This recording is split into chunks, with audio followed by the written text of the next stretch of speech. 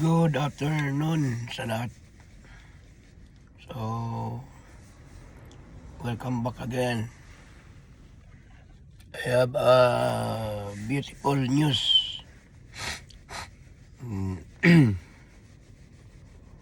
Pasensya na sa aking boses na hindi maganda. Ako po ay nagkasakit ng lampas na ng 3 linggo. So, kaninang umaga pala, na naginip na naman ako sa ating Panginoong Hesus. Nagpakita siya sa langit. Siya ay bumaba sa ating mundo. Kasama niya ang mga libo-libo, millions of angels sa kanyang pagbaba galing sa kaharian ng Santissima Trinidad.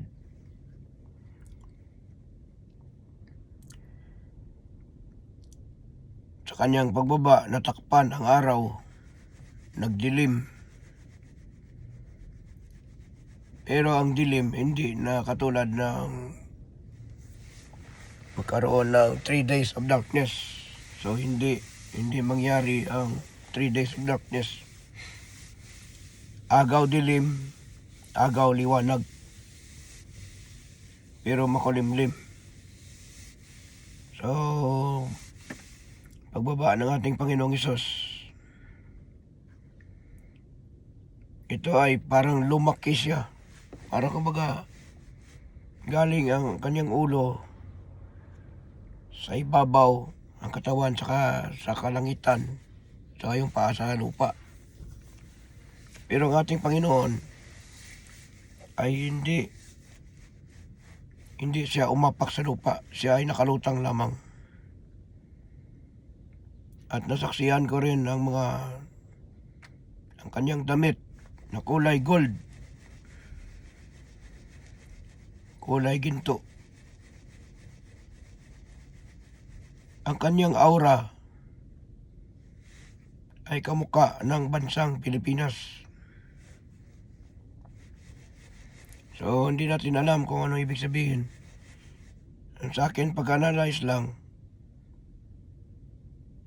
Philippines will be great again. At wala akong ibang nakita maliban sa flag ng Amerika. Ito ay nagparade kasabay ng mga warship ng outer space. Hindi warship ng mga iba-ibang bansa.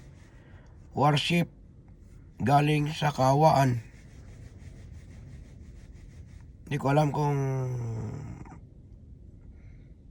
ito ba'y mga alien o basta warship galing sa outer space na nagliliparan pababa sa lupa. At ang ating Panginoong Hesus, nang siya ay natakpan niyang araw, nagpakita sa buong sanglibutan. At nakita ko rin, nagkaroon ng puting usok. Nung nagkaroon ng puting usok, biglang may mga lumabas na mga kulay puti na maliliit. Ito ay tinatawag ng mga kaluluwa sa pagbalik ng ating Panginoong Hesus. Ito nang sinasabi nila na paghukom sa mga namatay, ng mga namayapa na ating mga kapatid. Iba't ibang lahi. So millions din ang umakyat sa langit.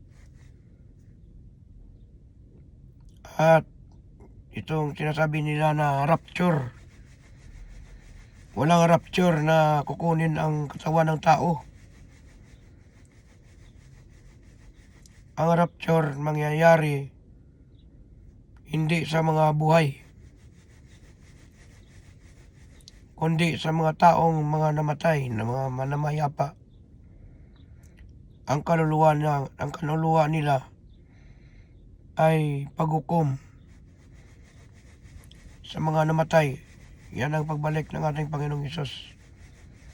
Bumaba na siya sa lupa, pero hindi siya nakatungtong sa lupa. Siya ay nakalutang. Ang unang nakita ko nung kanyang pagbaba sa lupa, ang kanyang paa at saka yung balabal na kanyang suot na kulay gold. At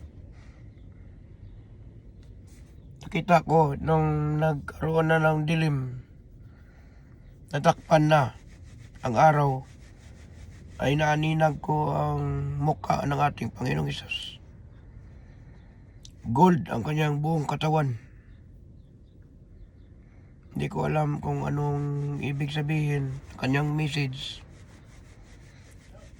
This is the third time that I seen Jesus. First, nasa bahay ko, nasa loob ng bahay ko. Pangalawa, nasa kalangitan din, pero half lang. Ang nakita ko, ang kanyang ulo at saka half lang ang nakita ko. Bago magdigmaan ang Iran at saka Israel, nakita sa akin ang mga nagliliparan ng mga missiles. Nangyari yon. Ngayon, kagabi na naman, itong umaga pala, ngayong araw, akala ko mangyayari ang solar eclipse, September 21. So, sabi ng anak ko, bukas pa daw ang magkaroon ng solar eclipse. So, yun ang nakita ko sa pangyayari sa kalangitan. Hindi magaganap ang 3 days of darkness, kundi yaon lamang lahat ng tao sa buong mundo ay magsasaksihan nila ang pagbaba ng ating Panginoong Hesus. Tinakpan niya ang araw. Tinakpan niya ang liwanag ng araw. At ang kanyang aura ang lumabas. Muka, paa, katawan.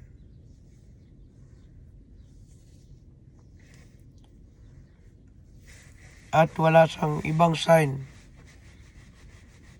Gumanon lang siya. Parang gumanon lang.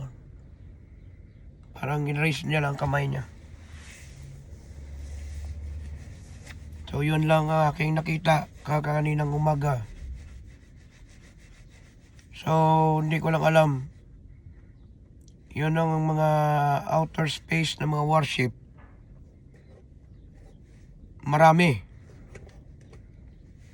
ang nagbaba sa lupa. Hindi ko lang alam kung ano ibig sabihin. Wala naman ako may nakitang digmaan, alien versus sangkatauhan. Pero ang nakita ko lang ang flag ng Amerika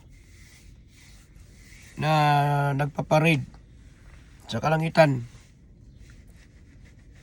kasama ang outer space warship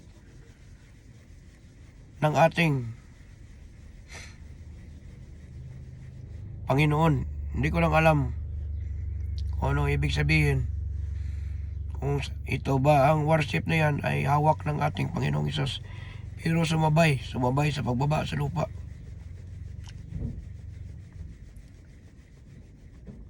Yun lang nakita ko. Wala naman ako ibang nakita sa aking panaginip. Ito ay maulap na makulimlim ng kalangitan. At ang liwanag ng araw ay natakpan ng anino ng ating mahal na Panginoong Hesus. sa pagbaba sa lupa. Marami siyang mga angeles, mga angel, millions of angel ang kasama niya. At millions ng kaluluwa din ang kanyang nabuksan at nagliliparan papunta ng langit. Parang usok na maliliit na parang tao. Ang ganda, parang fireworks. So yun lang nakita ko, wala naman ibang mga masamang pangitain. Pero ganun pa man, sa ngayon wala pang naganap na solar eclipse dito sa New Zealand. Sabi ng anak ko, bukas pa daw, September 22. So ganun din ang blood moon, akala ko September 7. Nagpakita ang blood moon September 8. So ganun din siguro September 21 expected natin. Pero walang nangyaring solar eclipse ngayong araw. Ang solar eclipse ay magaganap bukas pa ng umaga. So hopefully masaksihan natin, makita natin. Pero sa ngayon ang paligid sa atin ay puro alapaap lang. So maganda ang aking panaginip. Hindi ko alam bakit. Kala ko nga hindi ko na muli makita ang ating Panginoong Hesus. Nagpakita na naman siya sa akin. Yun lang ang message niya sa akin, na paghukom sa mga namatay. At wala pang kahulugan kung ano ibig sabihin na mga outer space na mga warship. Malamang ito ay mga alien o warship ng ating Panginoon. Ang nakita ko lang doon, bansa ng Amerika na flag at ang aura ng ating Panginoon nung natakpan ang araw. Sa likuran niyan lumabas ang bansa Pilipinas, naging kulay gold din. So ngayon nagaganap ang martial law na rally September 21 sa Pilipinas dahil sa mga korupsyon. Kung naalala natin, ang sabi ni Digong, maghanap kayo uli ng Marcos na magsugpo sa mga korupsyon. So ngayon, nilantad ni Pangulong PBBM ang korupsyon dahil natapat sa kanyang termino. Pero ang korupsyon, dati pang mga nakaraang mga presidente, ito ay mga ghost project, mga flood project, ghost project. Ngayon, ang mga tao hindi nila naunawaan. Dahil na-involve si Martin Romualdez, Saldico, at marami pang mga kontraktor, mga congressman. Pasalamat nga tayo na si PBBM ang nagbukas at nag-ungkat ng mga lahat ng korupsyon sa Pilipinas. Pero mga tao dinidiin si PBBM ay korap. Hindi nyo mapabagsak ang ating Pangulong PBBM. Manatili siya sa pwesto. Dahil siya ang gagamitin ng ating Panginoong Hesus. Siya ay mapakumbabang tao. Siya ay hindi palamura. At siya ay may malasakit sa Pilipinas. The Philippines will be great again. Kaya lilinisin muna ang lahat ng mga korupsyon sa buong Pilipinas. Si Sara Duterte, wala tayong maasahan. Wala tayong makita na magandang opportunity para sa bansang Pilipinas. Kung siya maging presidente, babalik lang ang korupsyon. Dahil sa kanila, mahalaga ang pera. itsapwera ang mga taong bayan. Walang silbi ang ating Vice President kung siya ang maging presidente, dahil paalisin niya ang Amerikano at papasok ang lahat ng mga Chinese. Kaya hatot na hatot sila na iparesign si PBBM ngayong araw. Pero hindi nyo mapabagsak dahil Espiritu Santo. Batas ng Diyos ang masunod, hindi batas ng tao. Wala na ang people, wala na power ang people. Noon pa yun, tagal na yan. Ang power ngayon, power ng Diyos. Ang lahat na may mga sala magbabayad sa batas ng Diyos, mapaparusahan. Lalo na ang Tatay Digong.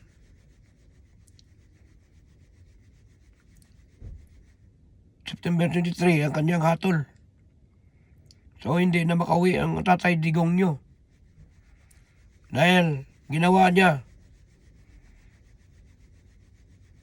ay dapat niyang harapin at tanggapin sa kanyang taos puso na pagtanggap sa kanyang damdamin. Wala na si President PBBM pa rin ang presidente. Extended bago magaganap ang digmaan sa Indo-Pacific. Napanaginipan ko na ito noon. Ang Taiwan, ang China ay magsimula ng magasik ng lagim. Ganon din ang pag-meeting ni Putin, ni Xi Jinping, ni Kim Jong-un. So, patuloy ang digmaan. Lalaki at lalaki ito aabot sa Asya. Ang digmaan. Kaya, huwag tayong matatakot kung ano man mangyari sa ating bansang Pilipinas. Dahil nakita ko na ang mga warship na outer space ang tutulong sa Amerika laban sa lahat ng bansa na mga hindi maganda ang hangarin sa buong mundo.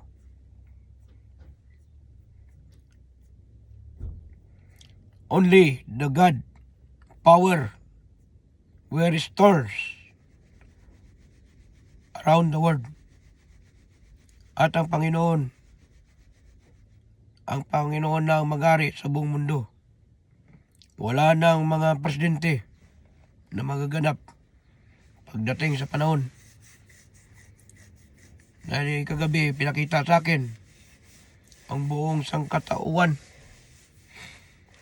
na masilayan nila ang pagbaba ng ating Panginoong Hesus. Yan ang pinakita sa akin kagabi. Dahil sa kaguluhan, bansa sa bansa naglalaban, kapwa sa kapwa nagpapatayan, lahi sa lahi nag-away-away, karian sa karian magpapasiklaban kung sino ang magagaling. Hindi China, hindi Russia, hindi rin ang North Korea, hindi rin ang Iran. Isa lang ang nakita ko, Amerika at Pilipinas. So hanggang dito na lang at maraming salamat. Yan lang nakita ko sa aking panaginip kagabi. At walang ibang mga pangitain sa kalangitan na mangyayari na tinatawag nila na magdilim ng 3 days of darkness. Madilim pero agaw liwanag lang. Agaw dilim liwanag. Yan ang magaganap. Matatakpan ang araw dahil sa pagbaba ng ating Panginoong Hesus. Kasama niya ang mga millions of angels at millions din ng mga kaluluwa o ng mga matay na namayapas kahit saan ng dako ng bansa, ng buong mundo ay ang paghukom sa mga namatay. Umakyat sa langit, nakita ko ang mga kaluluwa, napakarami. kung pwede na tayo makabidyo na nakatulog tayo, pwede natin gawin. Pero hindi natin magagawa dahil ang aking panaginip sa spiritual lang nakikita, hindi sa material. Pero lang kung halimbawa magaganap ngayon, pwede tayo makabidyo kasi gising tayo. Pero sa spiritual na panaginip, hindi natin makukunan ng video ang pangyayari, kundi yaong kung ano lang nakikita natin, ma-explain natin at ma-emphasize natin, ma-details natin kung ano ang ibig sabihin ng ating Panginoong Hesus. Ano ang gusto niya ipahiwatig sa tao. So, wala ko ibang nakita, kundi ang ano lang, Panginoong Hesus lang. At saka mga millions of angels na nakapalibot sa ating Panginoong Hesus. At ang mga outer space na mga worship na ipadala sa kasama tutulong sa Amerika at sa bansang Pilipinas kung sakali man magkadimaan. So, President PBBM pa rin ang maging presidente. Hindi nila kaya patalsikin dahil malinis ang hangarin ng ating PBBM. Hindi siya korap, kundi yung mga korap, yung mga nakapaligid sa kanya, yung mga nasakupan niya, ma-administration man or mga iba-ibang mga past administration, yan ang involved sa korupsyon. Dahil sa mga ghost project, kaya nga hindi kaya ni PRRD na lutasin ang korupsyon sa Pilipinas. Noon pa yan nakita niya ng mga ghost project sa kanyang termino. So ibig sabihin, nagsimula pa yan sa Cory, sa lahat ng mga past administration pa. So, restore lahat. Pagbabago. Para linisin ang kapaligiran. So, wala pa akong ibang panaginip na makikita ng mga lindol, mga bagyo, mga baha, sunog. Normal lang yan. Pero wala pa ako nakita na mga kalalakas na lindol na magaganap. Kasi hindi pa nangyari ang solar eclipse dito sa New Zealand. Makikita ito sa Australia, New Zealand, Antarctica, at saka sa South Pacific. Hindi pa nagaganap ang solar eclipse, bukas pa daw. So ngayon, ang panahon, kung titingnan natin, puro makulimlim. Yan. Makulimlim ang kalangitan. Makulimlim ang kalitan. Yan lang weather dito sa New Zealand. At dito ako ngayon sa sa laundry, naglalaba ako. So ngayon ko lang ito nag-video, nag-live ako para maintindihan at maipaabot ko rin sa mga tao ang ibig sabihin ng ating Panginoong Hesus. Ito hindi prediksyon. Ito ay pinakita mismo ng ating Panginoong Hesus sa aking panaginip. Kung anong magaganap na pag-restore at pagbabago ng mundo natin. So, magkakaroon ng solar eclipse dahil tatakpan ng ating Panginoong Hesus ang liwanag ng araw. Agaw, dilim at liwanag. Yan lang magaganap. At hindi ko may tiyak kung gaano katagal. Basta marami ako nakita na naputol lang kasi nag-ubo ako, nagising ako. So mamaya, malalaman natin mamayang gabi kung basta i-update ko lang kayo kung mayroong mga pababago, mga panaginip na aking nakikita sa spiritual. Kaya aking isa-isay. Kasi buong August, mga panaginip ko hindi ko matatandaan. Hindi ko makikita, hindi ko maalala. Ngayon lang muli nagbalik. Dahil bago kaninang madaling araw, nagdasal ako. Bago mag-open ang karian ng ating Santissima Trinidad sa kalangitan, sa heaven, 3 a.m. bago mabukas ang kaharian ng Diyos. Yan ang tamang pagdasal. So nagdasal ako kaninang umaga. At nung natulog ako, yun ang pinakita sa akin. Na pinasaksiyan sa akin kung anong magaganap na mga mangyayari. Ito ay paghukom sa mga namatay. Magkakaroon ng, sabi nila, rapture. Ang paghukom, hindi kasama ang mga buhay na tao, kundi yaon lamang mga tao na namatay na sa matagal ng panahon. Yan lang, at hanggang dito na lang muna. Kasi magligpit pa ako ng aking labayan. Maraming salamat sa pakikinig at panonood. Pasensya na kayo sa aking boses na hindi maganda. Maraming salamat. God bless you all. So, update ko na lang kayo sa next video. Bye. Maraming salamat. Ang iyong lingkod, Rollins Bambam.